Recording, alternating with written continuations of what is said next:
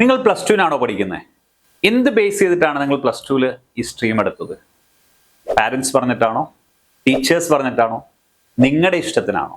എന്ത് തന്നെയായാലും ആക്ച്വലി നമ്മൾ മനസ്സിലാക്കേണ്ട ഒരു കാര്യം ആരെന്തു പറഞ്ഞു എന്നുള്ളതല്ല, നമുക്ക് എന്തു പറ്റും എന്നുള്ളതാണ് നമ്മൾ മനസ്സിലാക്കേണ്ടത്. നമ്മളൊരു ഷർട്ട് എടുക്കാൻ പോകുമ്പോൾ നമുക്ക് സ്യൂട്ടായിട്ടുള്ള ഷർട്ടാണ് നമ്മൾ എടുക്കുക. ആരെങ്കിലും പറഞ്ഞു കേട്ട ഷർട്ട് അല്ലല്ലോ നമ്മൾ യൂസ് ചെയ്യുക. നമ്മൾ ഇട്ട് നോക്കി നമുക്ക് കറക്റ്റ് ആണോ എന്ന് നോക്കി നമ്മൾ ഷർട്ട് യൂസ് ചെയ്യും. എന്ന് പറഞ്ഞ പോലെ തന്നെ നമ്മളൊരു കരിയർ ചൂസ് ചെയ്യുമ്പോഴും നമുക്ക് പറ്റുന്നതാണോ നോക്കി, നമ്മുടെ ആപ്റ്റിറ്റ്യൂഡിനും സ്കില്ലിനും പേഴ്സണാലിറ്റിക്കും അത് യോജിക്കുമോ എന്ന് നോക്കിയിട്ടാണ് നമ്മൾ കരിയർ ചൂസ് ചെയ്യേണ്ടത്.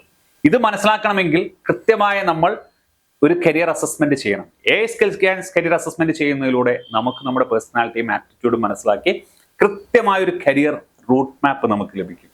പ്ലസ് ടു കഴിഞ്ഞു, ഏത് കോഴ്സ് നമുക്ക് യു ജിക്ക് പഠിക്കണം, യു ജി കഴിഞ്ഞ് പി ജിക്ക് ഏത് കോഴ്സ് പഠിക്കണം, എങ്ങനെയാണ് നമ്മൾ ഉദ്ദേശിച്ച കരിയറിലേക്ക് എത്താൻ ആ റൂട്ട് മാപ്പ് ഏതാണ് എന്ന് കൃത്യമായി മനസ്സിലാക്കാൻ നമുക്ക് സാധിക്കും. സോ കൃത്യമായൊരു കരിയർ അസസ്മെന്റിലൂടെ ഭാവി ശോഭനമാക്കാം.